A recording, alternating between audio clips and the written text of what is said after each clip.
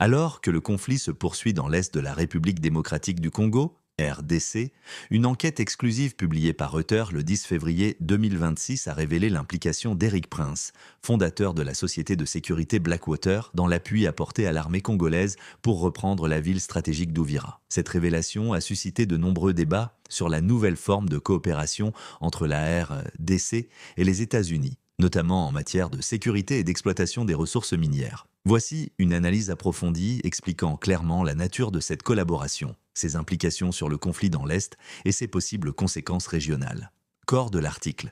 À la fin de l'année 2025, le mouvement AFC/M23 a brièvement pris le contrôle de la ville d'Uvira, située à la frontière entre la RDC et le Burundi, ce qui a fortement perturbé les négociations de paix soutenues par les États-Unis et le Qatar. Uvira est une ville stratégique sur le plan sécuritaire et commercial, reliant la RDC aux pays voisins et proche d'une région riche en ressources minières. Sa prise représentait un revers majeur pour le gouvernement de Kinshasa. Après une pression diplomatique importante exercée par Washington sur le M23, le groupe a annoncé son retrait de la ville. Toutefois, des sources sécuritaires indiquent qu'avant le rétablissement du contrôle par l'État, un appui particulier fourni par l'équipe d'Eric Prince aurait joué un rôle déterminant. Eric Prince est surtout connu comme le fondateur de Blackwater, une société militaire privée active en Irak et en Afghanistan. Bien que Blackwater ait été dissoute et rebaptisée par la suite, Prince a poursuivi ses activités dans le domaine de la sécurité internationale. Cette fois, selon les informations disponibles, il avait été engagé par le gouvernement congolais pour renforcer la sécurité et améliorer la collecte des recettes fiscales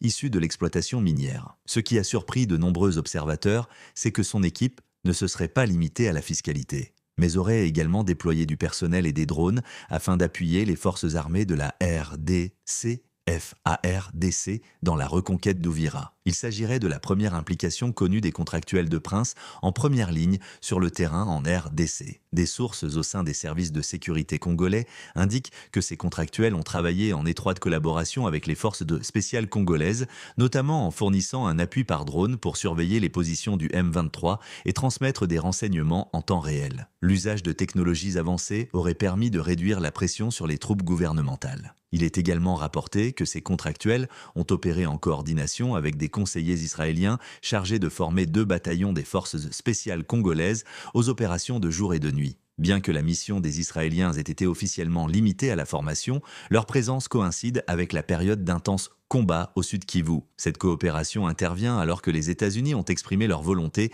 d'aider la RDC à rétablir la paix dans un cadre incluant l'accès aux minerais stratégiques tels que le lithium, le coltan, l'or et le tantal. Certains observateurs évoquent ainsi un possible accord minerais contre sécurité. Bien que le département d'État américain ait affirmé ne détenir aucun contrat avec Eric Prince ou ses sociétés, le fait qu'il soit connu comme un allié politique du président Donald Trump a suscité des interrogations sur un éventuel soutien politique indirect à cette opération. Du côté congolais, la présidence de Kinshasa n'a pas officiellement commenté ces informations. Toutefois, des responsables sécuritaires estiment que la présence de contractuels liés aux États-Unis aurait pu constituer un facteur dissuasif face au M23. Face au M23, le M23, accusé par les Nations Unies et plusieurs pays occidentaux d'être soutenu par le Rwanda, accusation que Kigali rejette, a continué d'étendre son influence dans l'est du pays depuis 2025. Le conflit trouve ses racines dans les conséquences du génocide de 1994 au Rwanda, lorsque des milices Hutus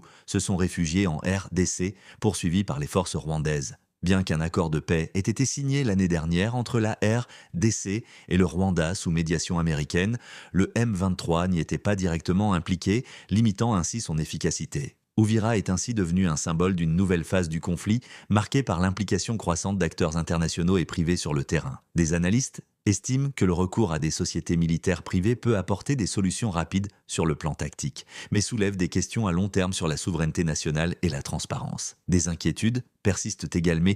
L'implication d'Eric Prince dans l'appui aux forces congolaises à Uvira illustre une nouvelle dynamique du conflit dans l'est de la RDC, où sécurité politique et intérêts économiques s'entremêlent étroitement. Si la coopération entre la RDC et les États-Unis peut offrir des gains militaires à court terme, elle nécessite une vigilance accrue afin d'éviter de nouvelles tensions. Pour que la DC parviennent à une paix durable, il sera essentiel d'associer solutions sécuritaires, dialogue politique et gouvernance transparente, afin que les ressources naturelles profitent réellement à la population plutôt que d'alimenter des cycles répétés de violence.